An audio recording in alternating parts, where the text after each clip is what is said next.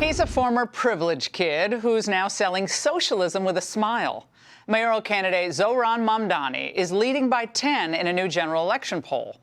But his affable hard sell can't hide what his supporters are up to, because they're threatening to primary New York Democrats who still won't endorse Mamdani.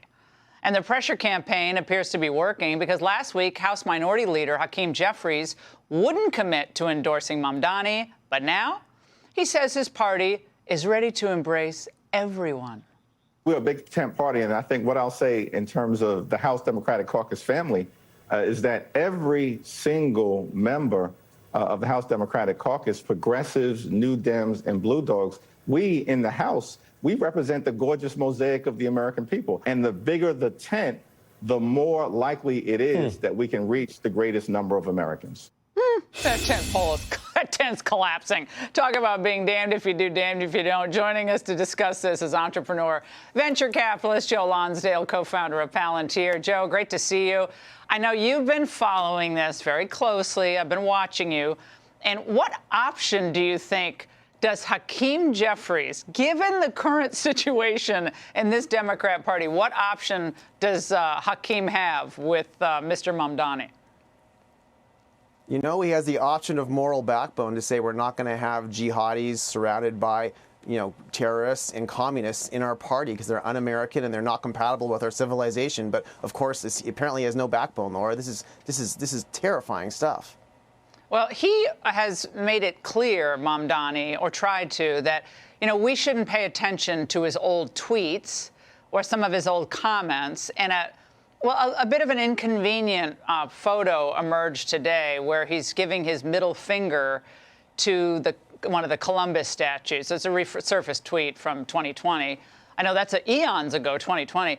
And this is the big Christopher Columbus statue in his district with the "Take It Down" caption. So he's now saying, well, basically, don't pay attention to that stuff. But does that not give us some insight into what he really thinks about America, our history, and our culture? Well, this comes back to the Red-Green Alliance, right? The communists and the Islamists, the two greatest dangers to America. Both sides hate America. Both sides hate our past and want to tear it down. And, Laura, a lot of people on the right say, well, it's New York. They deserve it. They're all on the left. They should suffer. But if this guy wins, he gets a $100 billion budget to use towards his cronies. And we've all seen, thanks to President Trump and his work, what they do when they use these budgets. They give them to their friends to promote radical activism. They fund terrible things. This is very dangerous stuff for somebody this extreme, and it's our job to speak up against it. And it's crazy. Here in Silicon Valley, some of my friends and I speaking up against him, we're being criticized for speaking against him. And meanwhile, he's like this radical anti-white communist. It's crazy. What were you called? Racist, the usual panoply of insults, racist, xenophobe? Like, is that the whole litany? My friend Sean, who runs Sequoia, they tried to cancel him. It's Islamophobic is the term they use. Well, you know what, Laura? The U.S. Navy was founded 200 years before 2001. 9/11 wasn't when we started fighting the Islamists. It was 200 years before that when the Barbary pirates were taking millions of white slaves. Like, Islamists have been a problem for a long time. They're still a major problem, and the right needs to kind of pay attention to this again. It's going to keep being a bigger problem if we keep bringing these people into our country.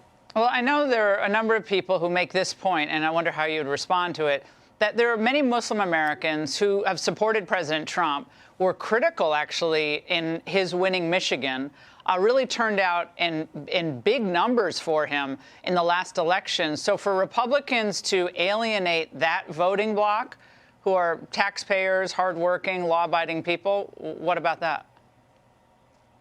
There's a lot of really great Muslims in our country. I partner with a lot of Muslims around the world. The UAE is a moderate Muslim country that, they actually joke now in the UAE, Laura, they don't send their kids to London anymore because they become radicalized if they go there. So I think we can partner with the Muslims that don't want to radicalize their kids and don't want communists and Islamists taking over. And Islamist is not a Muslim. Islamist is someone who's specifically authoritarian and trying to apply these jihadi values. Well, and I agree with you. This idea that we should just abandon the cities and say, oh, they should all collapse. That's not what America First is. These are great American cities. Why should we have that attitude? I think we should go all in and sell the America First agenda and prosperity and peace and law and order and our wonderful history. I think that's the winning message. One of my big goals is to get the red state governors to step up and fight for our cities and show that our civilization can take these things back and stop them from funding all this commie nonsense. So let's do it. All right, Joe, great to talk to you. As always, good to see you. Hey, Sean Hannity here. Hey, click here to subscribe to Fox News YouTube page and catch our hottest interviews and most compelling analysis. You will not get it anywhere else.